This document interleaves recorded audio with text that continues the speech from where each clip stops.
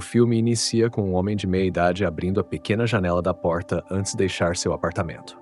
Ele mora na Londres do futuro, onde a habitação social foi completamente eliminada. Aqueles que não conseguem pagar por um lar adequado são obrigados a viver em favelas. Daisy reside numa área chamada A Cozinha. O dia começa como de costume, ao som das notícias locais, transmitidas pelo rádio, na voz do senhor do apartamento, anunciando que a água foi cortada na ala oeste. Quem precisar se lavar deve se dirigir ao leste, mas apenas se for absolutamente essencial para Eze. É imprescindível que ele atravesse os andares ainda silenciosos para reivindicar o chuveiro coletivo por um longo período, ignorando as extensas filas no corredor e a irritação dos vizinhos. Enquanto isso, do lado de fora, um grupo de jovens motoqueiros rebeldes, que se opõem ao sistema vigente, persegue uma van do supermercado. Eze sai do banho sob os protestos furiosos dos moradores e, ao retornar ao apartamento, revisa suas mensagens. A mais recente é um comunicado de uma construtora, informando que sua unidade de um cômodo em um complexo habitacional O apartamento de prestígio estava quase concluído, mas ele precisa efetuar o pagamento, ou em 21 dias será repassado a outro comprador.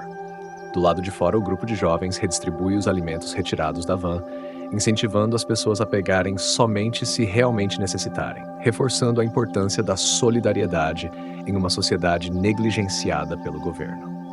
Eze monta em sua moto e segue para o trabalho em um serviço funerário futurista chamado Vida Após a Vida, onde famílias que não têm recursos para arcar com enterros tradicionais podem transformar seus entes queridos em árvores. A família pode visitar a muda até que chegue o momento de plantá-la em algum lugar. Após isso, o paradeiro do falecido é perdido, e ninguém pode descobrir onde seu ente querido criou raízes. Desta vez, Eze precisa convencer um homem idoso, também morador da cozinha. O homem estava revoltado com a ideia de se transformar em uma árvore, mas Eze o lembra de que sua família, sem dúvida, preferiria um caixão caro e um funeral grandioso. Ele o incentiva a refletir sobre os custos de um enterro tradicional e como sua família, caso não pudesse pagar, seria sobrecarregada. Tocando no ponto certo, o homem se emociona, concorda com os argumentos de Eze e decide escolher um vaso bonito para si. Mais tarde, o colega de Eze, Jace, elogia sua habilidade de convencer qualquer pessoa a aceitar qualquer coisa. Jace comenta que está economizando para comprar seu próprio apartamento, descrevendo o complexo como um lugar terrível. Para a surpresa de Jace, Eze demonstra confiança de que a cozinha será despejada em breve. Mais adiante, enquanto realiza suas tarefas, Eze se depara inesperadamente com uma fotografia e ouve o nome de uma mulher que está sendo preparada para o funeral. Ele se dirige à capela, onde escuta palavras emocionantes sobre a falecida e vê o filho, Bendy, sendo chamado para fazer um discurso de despedida. O garoto se remexe, lutando para encontrar as palavras, e acidentalmente avista Eze parado na porta. Visivelmente abalado pela perda, Bendy permanece em silêncio. A mulher é enviada para o processamento e, quando Bendy olha novamente, Eze já não está mais lá.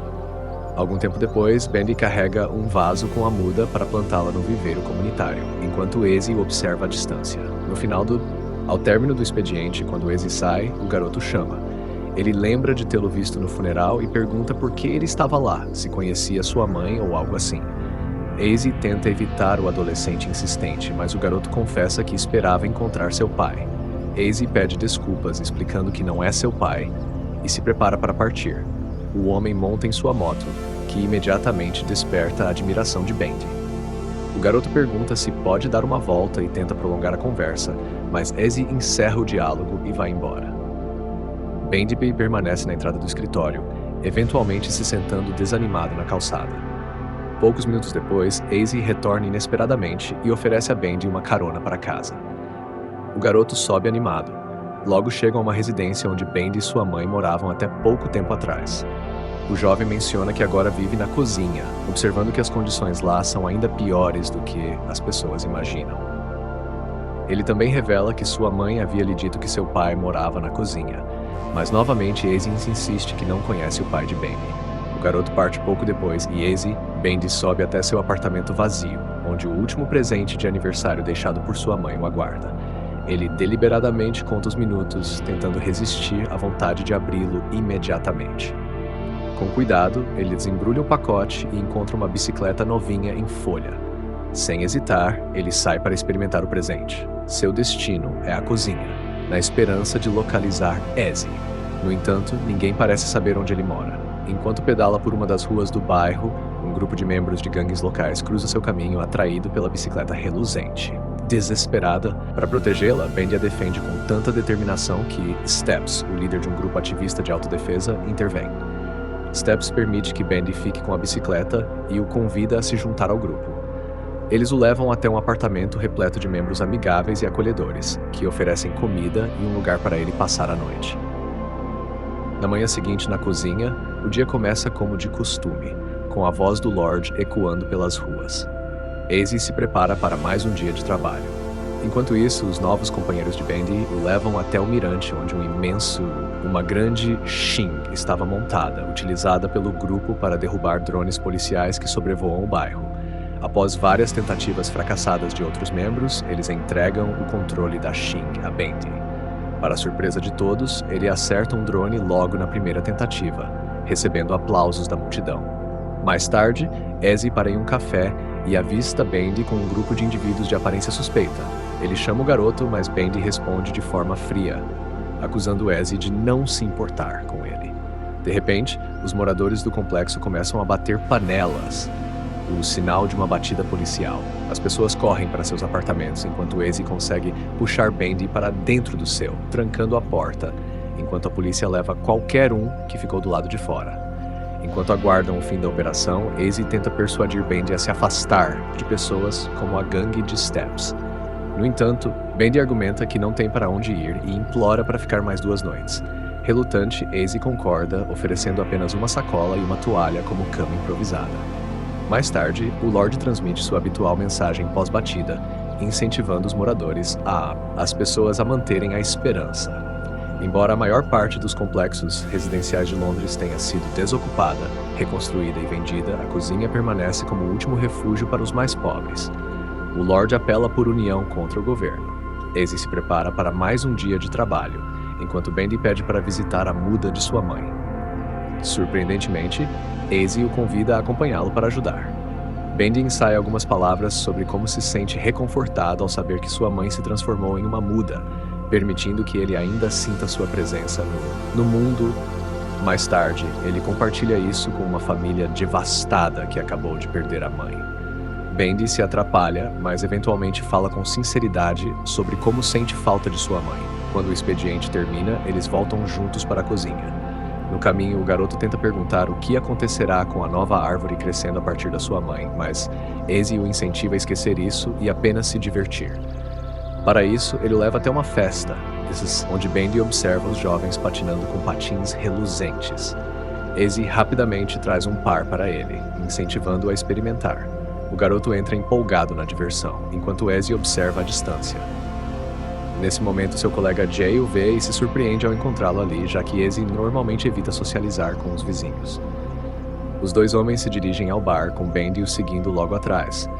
Ele logo se junta ao grupo de Steps, que o recebe calorosamente. Bendy nota uma garota atraente chamada Ruby e decide ficar com o grupo. Enquanto isso, o amigo de Ezzy pergunta sobre a mulher que eles enterraram, mas corta a conversa, pedindo uma bebida. Bendy, por outro lado, se aproxima de Ruby e acaba se juntando à multidão dançante, aproveitando a diversão ao máximo. Um novo dia começa com a voz do Lorde saudando os moradores da cozinha. Bendy, que passou a noite no apartamento de Steps, é acordado por um dos rapazes que faz panquecas para todos. Embora tenha adicionado cardamomo, o que nem todos gostam, ele agradece a Steps pela cama. Steps sugere que Bendy se junte ao grupo, explicando que eles são contra o governo e defendem este território que consideram seu. Steps entrega uma bicicleta para Bendy, que, encantado, sai para andar com o grupo. Os jovens correm pelas ruas, exibindo suas habilidades para a diversão de Bendy. Enquanto isso, Ezzy, que também passou a noite na casa de um amigo, é acordado pela filha de Jace, da qual ele não sabia da existência, pois nunca se interessou pela vida pessoal de Jace. Mais tarde, Ezzy encontra Bendy conversando com Ruby e obriga o garoto a devolver o presente a Steps, o que provoca a indignação de Bendy. Ezzy explica que crianças como ele são valiosas para Steps, pois podem ser responsabilizadas se cometerem um crime, como matar um agente federal, e nesse caso, serão abandonadas. Ao ouvir a palavra abandonado, Bendy acusa Azy de fazer o mesmo com ele.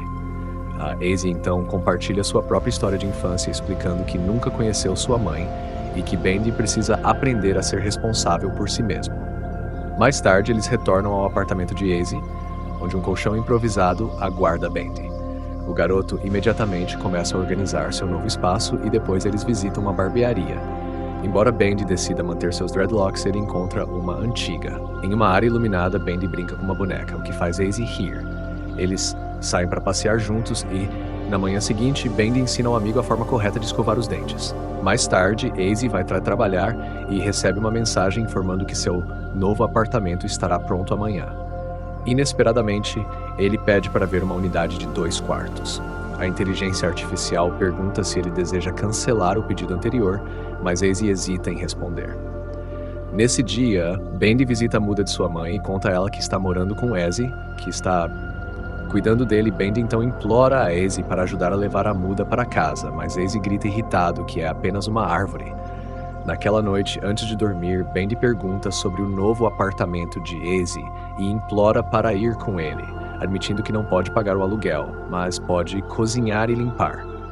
Azy o interrompe, então Bendy afirma que sua mãe lhe disse que Azy é seu pai e que mesmo que ele não amasse, teria amado a ele. Azy permanece em silêncio.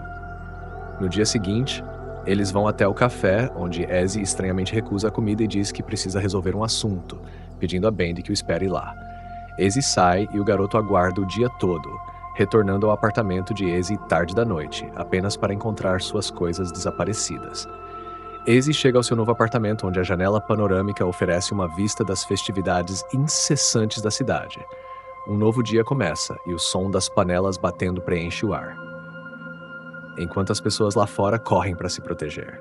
Ruby não consegue chegar à sua porta a tempo e Bendy a deixa entrar no apartamento. Eles conseguem trancar a porta enquanto a polícia tenta invadir.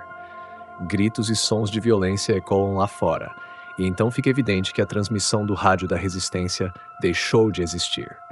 Naquela noite, as pessoas acendem tochas e as colocam nas janelas, mostrando que a cozinha continua firme e resiste. Bendy luta para dormir, perdido em pensamentos, enquanto observa a paisagem urbana através da janela. Na manhã seguinte, o som do Lorde não ecoa mais pelo complexo. Bendy observa seus vizinhos empacotando e partindo em busca de novos destinos. Para sobreviver, Azy se prepara para trabalhar na capela e descobre sobre a morte do Lorde. A sala se enche de luto pelo homem que foi um símbolo de esperança por tantos anos. Enquanto isso, Steps reúne seu grupo, incluindo Bendy, e declara: olho por olho, dente por dente. Essa é a guerra. A gangue sai de lá, quebrando vitrines e saqueando apartamentos. Bendy vê o medo nos olhos das pessoas e se recusa a participar da violência, eventualmente fugindo. Azy o encontra de volta no apartamento de sua mãe. Bendy grita perguntando por que ele veio. Azy não vai embora, mas senta ao lado dele e então tira um vaso com uma muda, entregando-o ao garoto. Mais tarde, eles vão até a cozinha e replantam a muda em um vaso maior, enquanto o som das panelas batendo avisa sobre a aproximação da polícia. Azy e Bendy correm, mal conseguindo voltar ao apartamento. Dessa vez a polícia é implacável, encurralando-os em uma passagem estreita. Eles caem em uma armadilha preparada pelo grupo de Steps. De cima, os residentes jogam tudo o que podem nos policiais. Nesse momento, Bendy pergunta diretamente se Azy é o seu pai. Azy faz uma pausa sutil antes de perguntar se Bendy quer que ele seja seu pai. Bendy sugere que eles vejam como as coisas se desenrolam. Azy abraça Bendy e o impede de olhar para a porta enquanto a polícia martela. A polícia invade o apartamento de Azy e até ele escurece, deixando seu destino incerto. Como em toda distopia, o filme reflete questões atuais, abordando a disparidade de classes e a gentrificação, mas de certa forma não explora todo o seu potencial, limitando-se à relação entre o homem e o garoto, deixando o público sem uma compreensão mais profunda sobre o que ocorrerá. O que vocês acharam? Deixe nos comentários. Muito obrigado por assistirem e até a próxima.